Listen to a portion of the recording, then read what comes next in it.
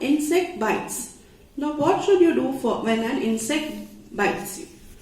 Insect stings can cause allergies and infections. Follow these steps in case of an insect bite. If a honeybee bites, scratch the affected area with any sharp edge card to remove the sting. Whenever these insects bite, what happens? They leave the sting inside the skin. So if you scratch the skin with a card, that sting comes out. Okay. Otherwise, that will create infection.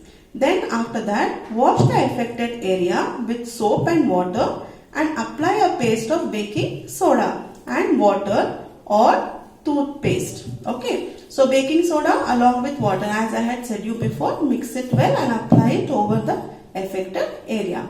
Or if you don't have baking soda at home, everybody has toothpaste. So just apply toothpaste over the affected area. Okay. For a wasp sting, apply vinegar or lemon juice. Apply an ice pack to reduce pain and swelling. Next, first aid given for snake bites. Now, snake bites are very dangerous. It will cause death.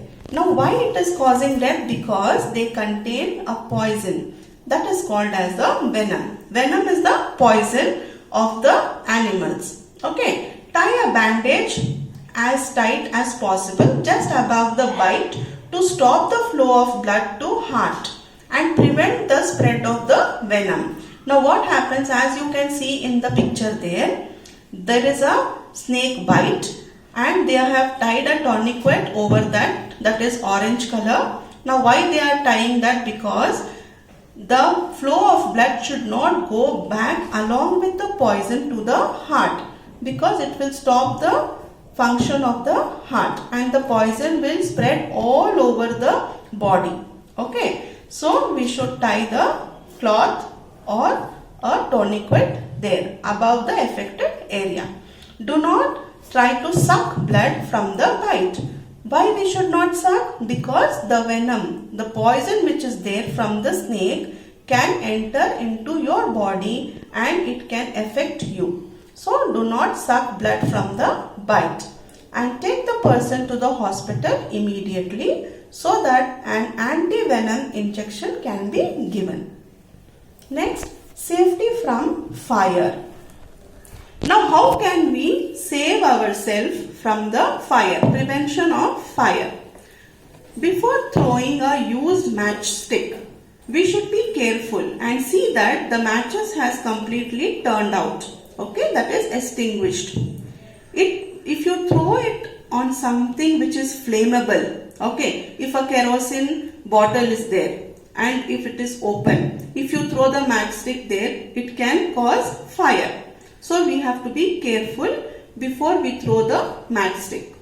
Then, while working in the kitchen, we should avoid wearing synthetic clothes because synthetic clothes catch fire very easily. So what kind of clothes we have to wear? We should wear cotton clothes because cotton clothes do not catch fire easily. So we should avoid synthetic clothes. Store kerosene in cans and keep it away from heat and fire. Why we have to store it in cans and keep it away? Because kerosene is a flammable chemical. It will catch fire very easily.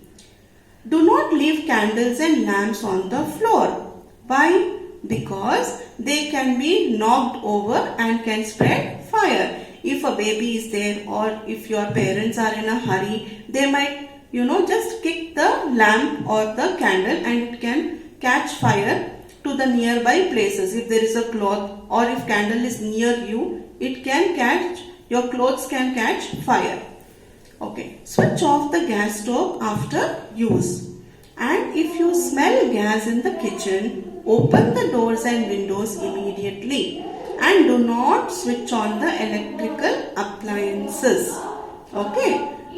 Yes. Next, because why we should not switch on the appliances or the switch? Because when you switch or when you on the switch, there is a spark which comes out. Okay, that may catch fire to the gas. Light the matchsticks or candles carefully and only in the presence of an adult. Regularly check electrical appliances and replace faulty wires as they may start a fire. So, if there is a damaged electrical wire, you have to inform your parents. Don't try to repair it by yourself. Next is about fire fighting. Okay. Now about fire fighting. If there is a major fire, like the whole building is caught fire, okay, then what you have to do is you have to dial to the fire station. A number is given there, 101. Okay, from the telephone you are having 101, but you have to inform your parents. Nobody can play with them because they will inform the police, and along with the police the firefighters come to rescue. Okay. So what is the number for dialing for the fire station? It is 101. For small fires at home or outside places, if the fire is very little, then the person or the people who are there only can help themselves. Okay. By using a fire extinguisher. Okay. And then you have to spray the fire extinguisher on the fire. If the fire is on paper or wood, can be put out by water. But water cannot be used everywhere. You have to first judge what kind of a fire it is. It is a fire with paper or wood or electric. Okay. If it is fire with paper and wood, then you can use water. But if it is a fire caused by electric faults, then you cannot throw water. If you throw water, you will get electric shocks. So you have to use a fire extinguishers to turn out the fire. Or you can use, sand. Sand can be used. A fire caused by petrol or diesel may be put out using foam or fire extinguisher. Foam means, when you, on the soap, if you pour a lot of water, then you will have bubbles on the top. That is called a foam.